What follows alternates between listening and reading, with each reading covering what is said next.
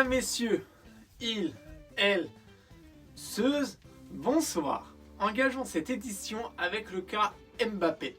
À l'heure où le Stade brestois côtoie les meilleurs sommets de phare, et je parle bien évidemment de la tour pour guider les bateaux, et pas le phare F-A-R, le gâteau, je préfère préciser car je vous vois breton, que chaque mardi, il y a plus de monde au stade de Roudourou à Guingamp plutôt qu'en dans une crêperie le samedi soir sur le port de Brest. Ah oui, je dois préciser que les matchs de Ligue des Champions de Brest se jouent à Guingamp, car le stade Francis Leblé ressemble plus à la 205 de Tonton Gilbert et n'a pas obtenu son contrôle technique auprès de l'UEFA pour accueillir des passagers. Et vu que les propriétaires des Blancs et Rouges ne croyaient pas en une épopée de leur Playboy en crampons, ils n'ont donc pas cru bon d'engager les rénovations lors de leur retour en Ligue 1 pour sécuriser l'arène. Alors oui, les Bretons qui n'ont pas la joie de connaître de grandes épopées footballistiques dans leur département perdu ont dû faire le deuil de voir les pirates du Stade de Brest battre Salzbourg ou le Sparta de Prague sur leur terre. Car de toute façon, les matchs victorieux se sont déroulés chez les adversaires. Mais pas d'inquiétude, en étant 12e de Ligue 1, l'année prochaine, le rêve européen sera terminé à moins qu'il nous gagne la Ligue des Champions.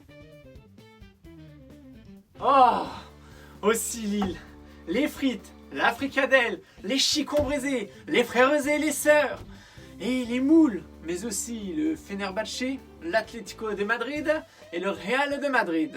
Non, ce ne sont pas des villes jumelées avec la ville de Lille, mais bien le palmarès victorieux du LOSC depuis ce début de saison. Les Dogs ont un appétit de Doberman et ne laissent même pas des miettes au plus grand nom du football. Griezmann et Mbappé peuvent rester à la paella, les frites et les fricadelles sont réservées aux vainqueurs. Du côté du Paris Saint-Germain, les Qataris payent leur pacte avec le diable qui est Nicolas Sarkozy et au prix fort. Nicolas Sarkozy, qui se permet par ailleurs de faire des sorties médiatiques et de conseiller aux Français de plus bosser. Mais quelle ironie pour quelqu'un qui se rince encore aujourd'hui tous les soirs à nos frais. Et n'oublions pas, la moult de procès qu'il a sur le dos, nous pourrions le comparer à un dromadaire transporteur dans le désert. Depuis 2011, plus d'une fois les Parisiens ont eu l'espoir de voir leur équipe arriver au niveau de celui de Brest. Mais comme tout contrat signé avec le sang, dès que tu touches ton rêve, il part en fumée. Alors oui, après plusieurs années à écraser la Ligue 1, les joueurs du PSG peinent encore à éclater au niveau européen. Avec 2 défaites et 2 matchs nuls, nous pouvons les retrouver comme presque bons derniers. Est-ce que je ne suis pas objectif ? C'est possible, je suis supporter marseillais. Mais ce n'est pas une référence et je le sais, chaque week-end c'est la même rengaine, un enfer. Dans 15 jours, nous retrouverons nos Brestois à Barcelone. On compte sur eux pour leur donner des cours de cuisine aux Catalans. Le LOSC ira déguster des spaghettis bolognaises à Bologne, puis le PSG sûrement pas se refaire une santé du côté de Munich.